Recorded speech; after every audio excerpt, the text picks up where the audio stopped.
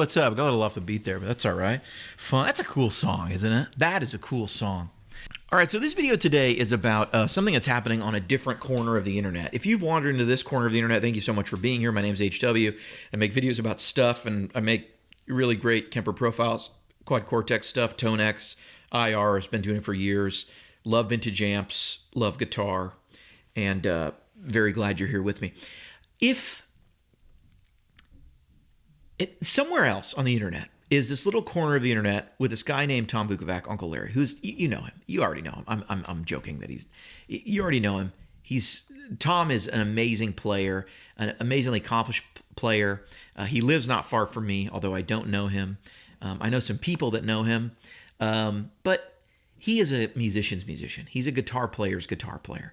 Tom is one of those guys, and I watch his channel. I'm a big fan of, I'm a homeschooler, and I'm a big fan of the 501 Chorus Echo channel. And I think Tom is one of those guys who just has this incredible ability to make the guitar sing under his fingers. If you watch any of those intros on his channel, you will see that he plays often the most simple things, but it is just so technically correct and soulful at the same time. It is so just, he makes the guitar sing. He makes the melody vocal. He makes the guitar like a vocalist, like a human voice. And it is really a pleasure to watch. You heard me at the intro there. I struggle to make some of those lines vocal and not sound like someone just playing a melody on the guitar, but make it sound like music. And Tom seems to do that effortlessly. Uncle Larry is, I'm a fan. I'm a fan of the channel. And he makes these, low production videos. And I'm not saying that's negative. He makes these low production, just shoot from the hip videos. And it gives us this all access look at a great guitar player. There's a story I heard one time, maybe I'm messing it up, but I heard someone say, I saw a guy come in and saw Sean Tubbs and said, "What's it like to be the best guitar player in Nashville?" He said, "I don't know, ask Tom Bukovac." And I don't know if that's true or not, but that is a really cool, that I think tells you what, you know what I mean? It's like Tom is the guy all the musicians know and knew before YouTube. And because of how he plays and what he does. I heard Robin Ford one time say you can tell when a guy picks up the guitar in just one or two notes. You can tell if he can play. And that's so true. That's so true. And when Tom just hits a note, you can just tell. So this guy, Voodoo, is a YouTube channel, Voodoo is a dude, I guess, and he's a blues guitar player. I checked out some of his stuff. He's a player like anybody else, and he's making these videos that I don't want him to come make videos about me, so I got to be careful what I say. I can't tell if he's trolling or if it's serious, but basically he's like coming after Uncle Larry hard. He's 11 videos into this Burst Believer Fever series where he's just saying like, almost like these guys are just like pushing this false narrative, you know what I mean? And it seems so serious when he's doing it, but I gotta think the guy's not really that serious. I think he's really trolling because some of the stuff he's doing really seems to be troll behavior. And I think Tom's giving us some attention now, and now it's really kind of going somewhere where it's like, what the heck is this? What is going on here? But it's interesting because these guys are now going at it. There's videos back and forth.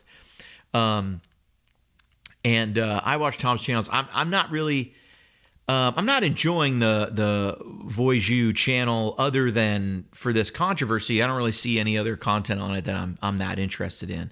But the guy's a player, and he has very strong opinions about bursts being, lies and crap and all this stuff. And look, there's obviously a lot of like voodoo and strange beliefs in the guitar community, right? We all have our weird beliefs. And I think a lot of guys who spend time just learning the instrument and playing, one thing I've noticed is the guys who are the best players tend to have very simple setups and they have simple understandings of gear. They aren't always that well versed on the history of gear or whatever. So you can always kind of take guitar lore and find some holes in it. You know what I mean? And that's, I think, just a function of people telling stories and talking and figuring things out for themselves and hearing something and repeating it. So if someone says something, even if Uncle Larry says something that's technically incorrect, It doesn't mean anything. It just means he might have read it on a this or that, or someone told him and it kind of makes sense and that's why they think it. But it might, technically it's like a tech might tell you something a little different or whatever, right? And that could be anything. That could be about how many rings per centimeter on average are in the burst woods, how dense that wood is compared to new wood, whether the Brazilian rosewood was alive when they cut it or not. It doesn't, these things are all, we try to explain why something is the way it is. And we all just kind of do our best, And so I'm watching these guys just kind of go back and forth, and it's really funny. Now, I don't want to endorse the negativity because I think this guy Voodoo is really trolling, and I think, like I said, he's getting some attention. And I don't really agree with all the things he says. He's implying at many points Tom is a bad player, which is also why I think it's trolling. I think Tom is getting played a little bit here. I really do. I think a troll is, just trolling, and that's what that is. And he's getting the reaction, and that's all he cares. I think he thinks it's funny. But I also think this guy's being a bit of a character. The way he's dressing is a little different than a lot of the old videos. It reminds me of a lot of YouTubers that become characters, myself included.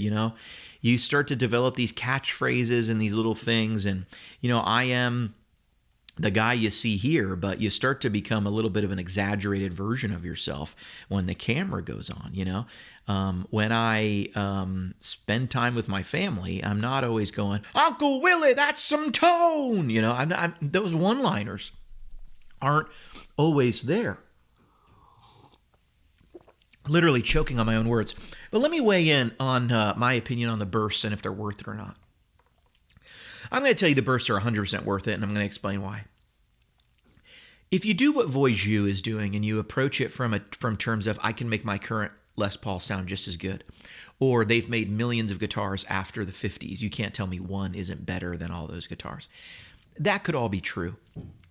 But what do you mean in terms of worth? Do you mean the utility value of a burst is, 100,000 times higher than an import guitar? Of course not.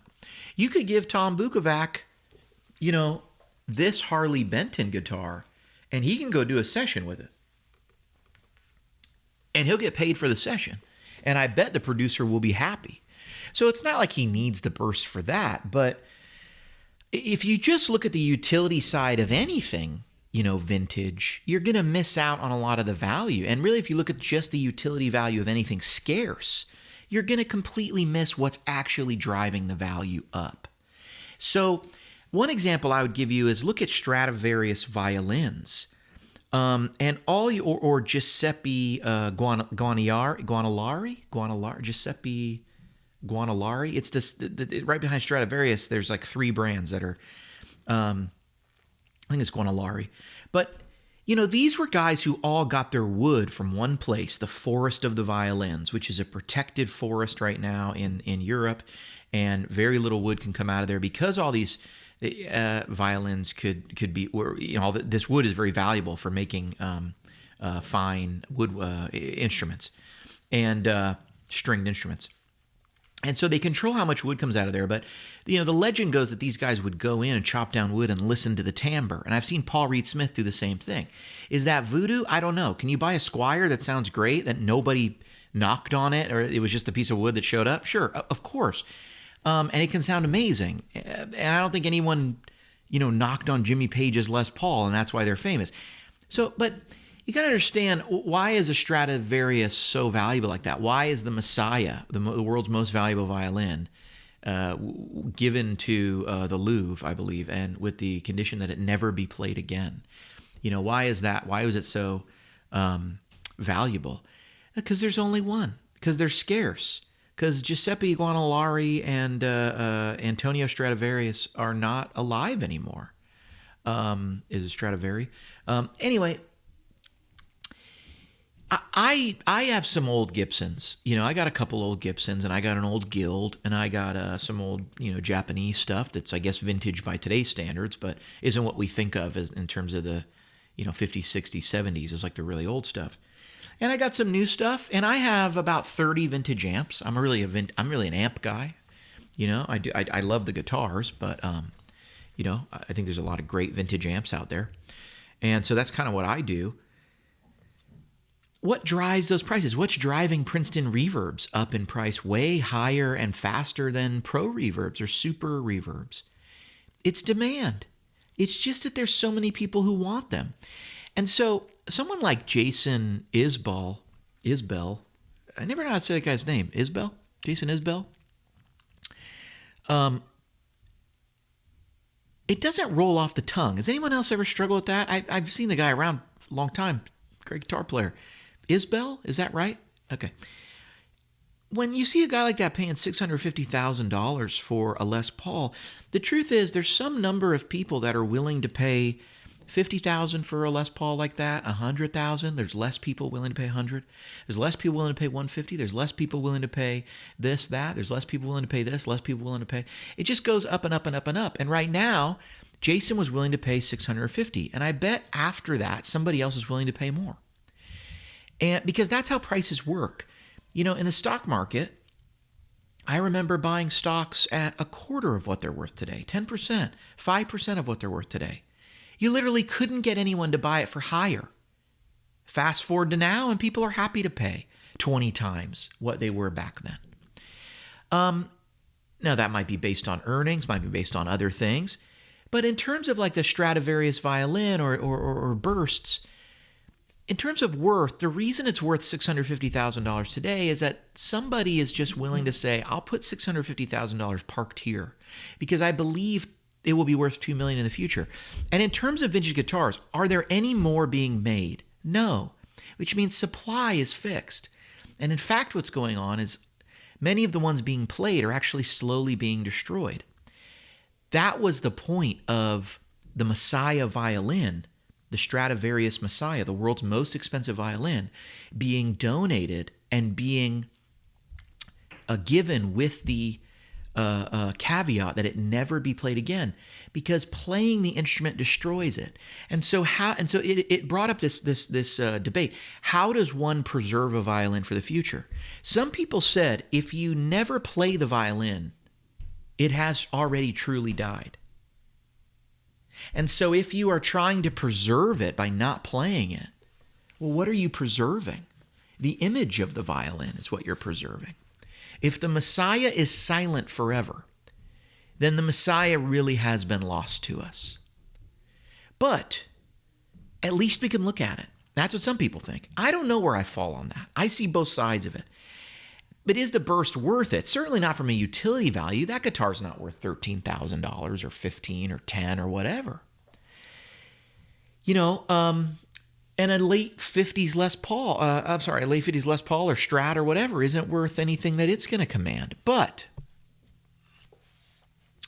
someone will come along and be willing to pay you a lot more dollars in the future than it's worth today. And buying a guitar, like Kirk Hammett buying the black, burst that he did, or Jason Isbell buying this guitar, it adds to its provenance. And so it becomes a very famous burst, right?